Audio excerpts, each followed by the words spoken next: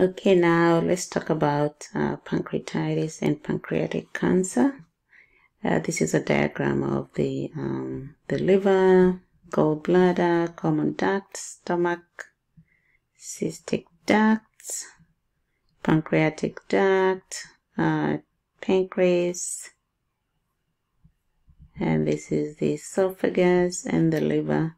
All these are interconnected when you think about pancreatitis and the pancreatic cancer. Acute pancreatitis definition is an acute inflammatory process of the pancreas. The degree of inflammation varies from mild edema to severe necrosis. The most famous person that died from pancreatitis, the king of the iPhone.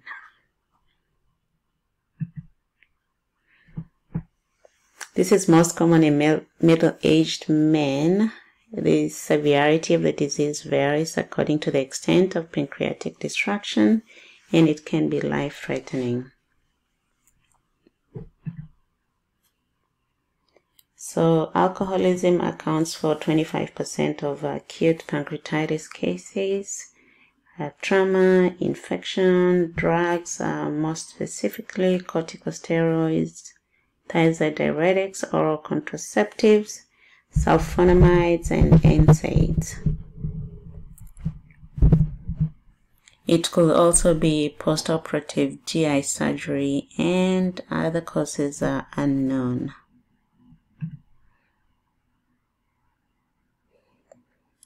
So whenever gallstones block the ducts, patients develop biliary tract disease, and it's the cause of 70% of acute pancreatitis cases.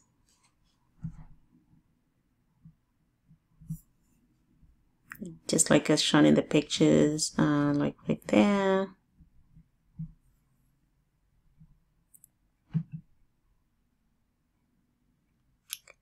So acute pancreatitis, abdominal pain is the predominant symptom, and it's a left upper quadrant or mid-epigastrium.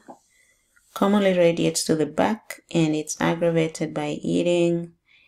It comes on abruptly, it's very dramatic, and it's deep and piercing. Most of the time when these patients come to the hospital with symptoms like this, we start them on opioid pain medications, intravenous, because we're trying to rest their stomach. We avoid anything given orally.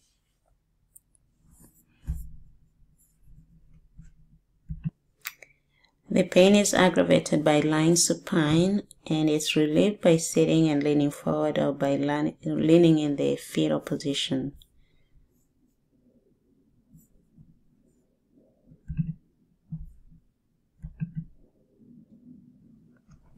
Some of the clinical manifestations are flushing, cyanosis, edema, nausea, vomiting.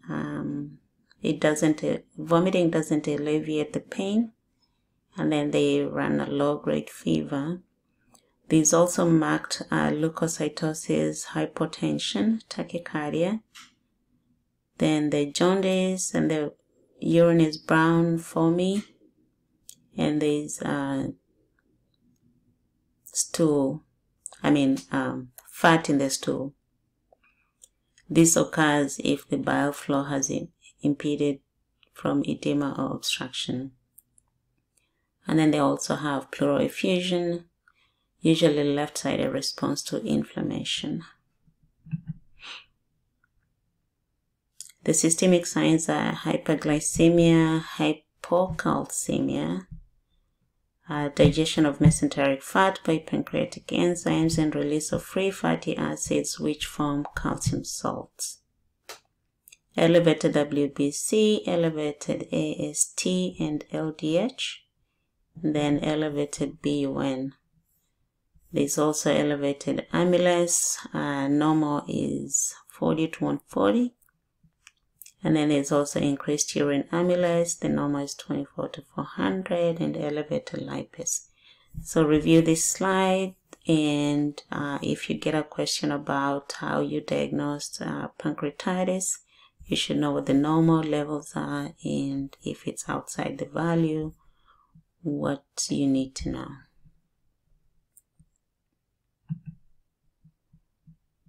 Intraperitoneal bleeding, this is the Turner sign, and then this is the Cullen sign. I hope you all reviewed this in your prior semesters and how to assess.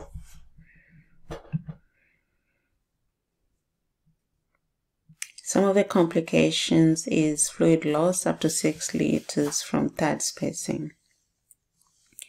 Pancreatic abscess, a large fluid-containing cavity within the pancreas, results from extensive necrosis in the pancreas, may be surgically evacuated if stable. And then there's the pancreatic pseudocyst. It's a cavity surrounding the outside of the pancreas that's filled with necrotic products and liquid secretions. It's a palpable epigastric mass, may resolve spontaneously within a few weeks, or may perforate, causing peritonitis.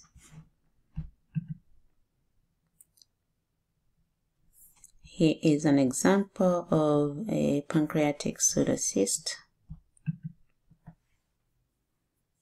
So the pain is the first issue that needs to be addressed, and then prevent or alleviate shock, reduce pancreatic secretions, and this is done by keeping the patient NPO and resting the bowels, fluid and electrolyte balance, and then removal of the precipitating cause. If it's alcohol, patient needs to stop drinking alcohol. And then these patients are usually put on high volume fluids. For the most part, they'll start at 250 ml an hour of normal saline, and then they go down to say 125. And then depending on their signs and symptoms, say the pain is reducing, they can start them on clear liquid diet, and then progress to full liquid and advance as tolerated. Some of the medications, like I mentioned before, is opioids for pain relief, and then octreotide to decrease enzyme release that's inflaming the pancreas. Some of the side effects could be hypo or hyperglycemia and bloating. The octreotide is given either IV or subcutaneous. At the subcutaneous site, they can get burning. Then we also give H2 inhibitors.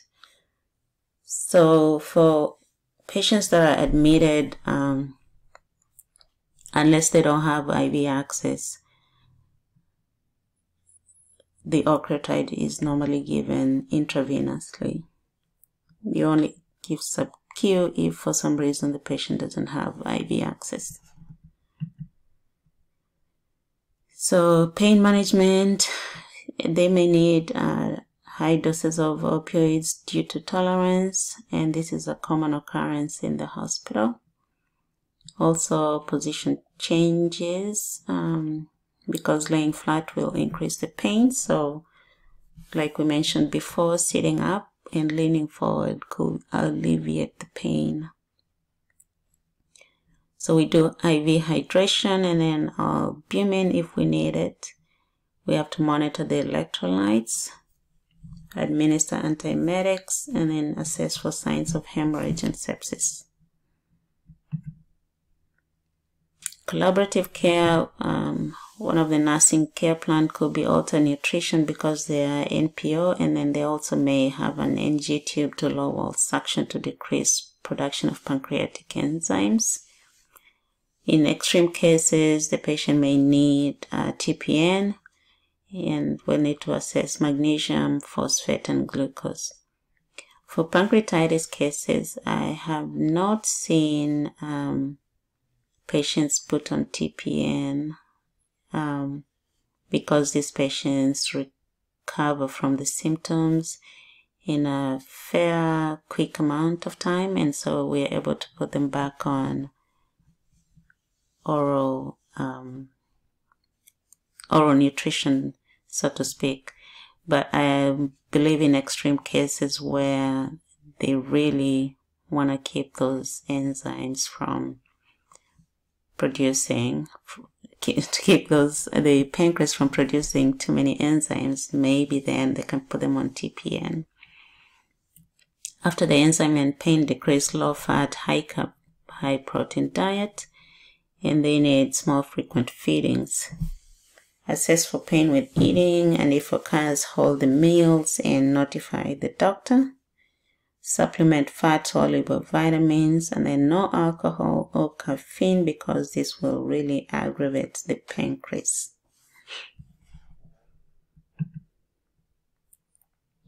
Another care plan will be high risk for injury. Assess for the Chef's Talk or Trousseau sign. Monitor calcium and magnesium levels. Monitor for signs of infection. Monitor blood glucose, because the patients may develop diabetes. For the most part, when patients are admitted for pancreatitis, we have them on, I believe, every 8 hours of electrolyte blood draws, and then we have a sliding scale for replacing those electrolytes, the most common being magnesium.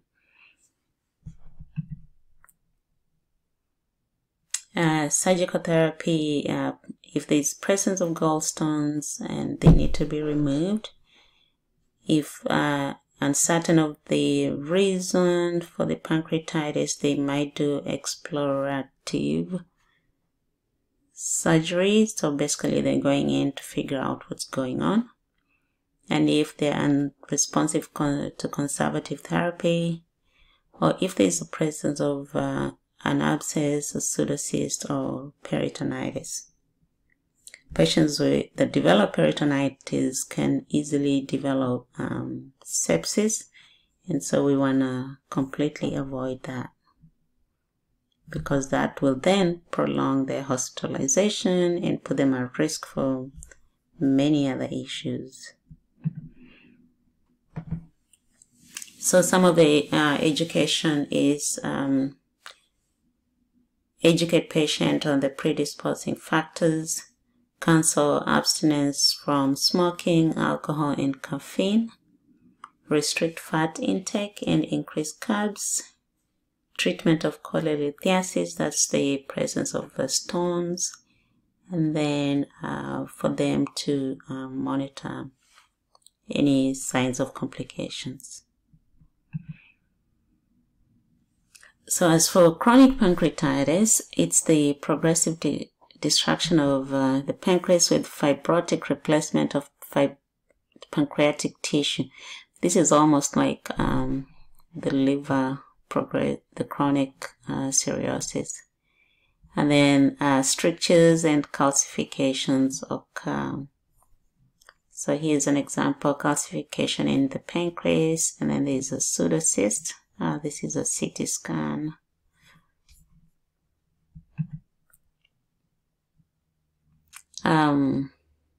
So this chronic obstructive pancreatitis, and then there's chronic calcifying pancreatitis. Cancer of the ampulla of Veda, and then cancer of the duodenum or pancreas. And the calcifying pancreatitis is most common form of chronic pancreatitis, may be referred to as alcohol-induced pancreatitis.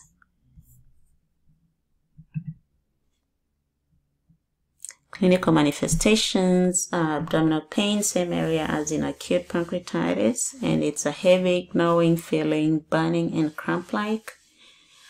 Malabsorption with weight loss, constipation, mild jaundice with dark urine, steatorrhea, and diabetes.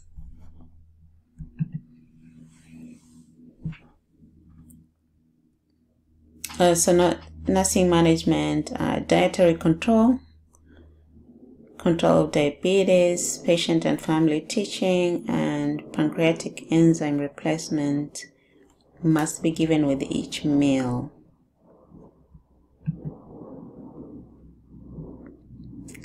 It's pancreatic cancer is the 10th most common malignancy and the 4th largest cancer killer in adults. Some of the risk factors are smoking, exposure to chemicals, high-fat diet, diabetes, and chronic pancreatitis.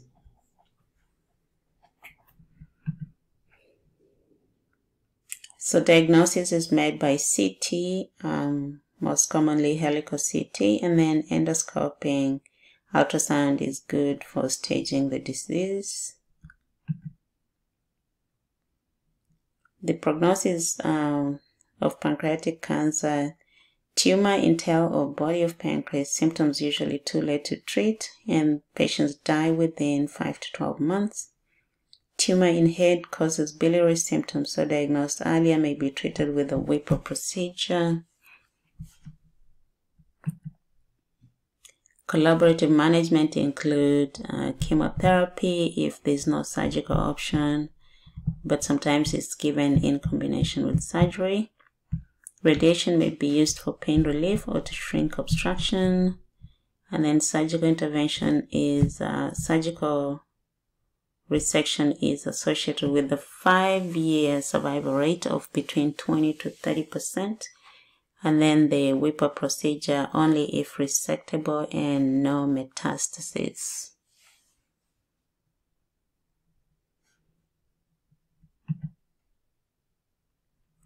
These are some of the tumor markers that can be checked in the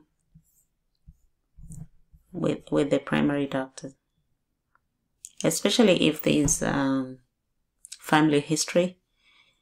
It will be proactive for patients to request this testing. This is the Whipple procedure. Review this slide and then make note of this statement at the bottom because you will see it again. So complication of Whipple procedure because of the so many incisions, like right there, right there, right there. Patients may have difficulty healing from all this, and then they may develop fistulas and abscesses. And the patient is at a great risk for peritonitis.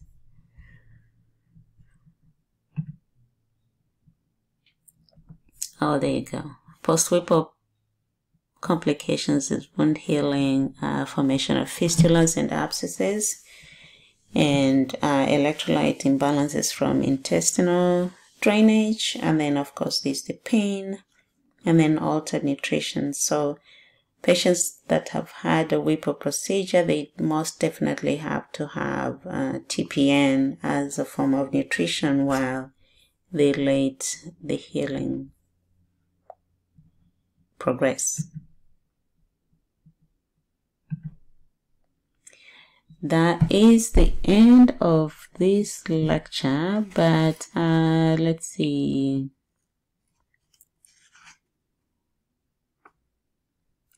Some of the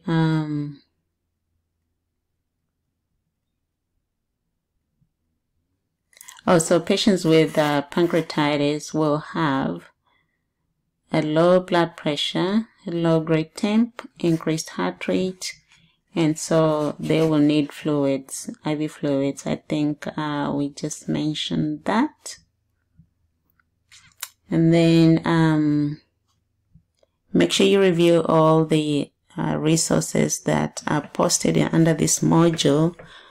You need to know all the different kinds of hepatitis, A, B, C, D, E, F, G, H. Just kidding.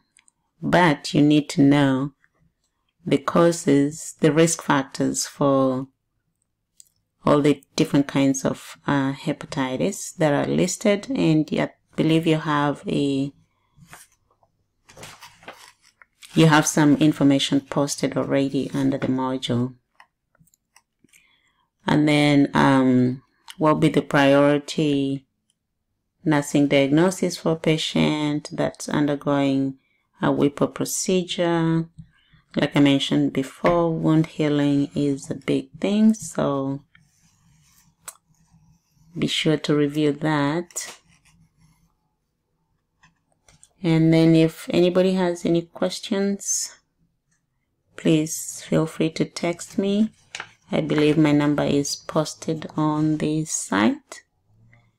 And I will talk to you again on the GI lecture soon. And I apologize for the poor IT skills that I have, but I hope you're still getting the message. Bye.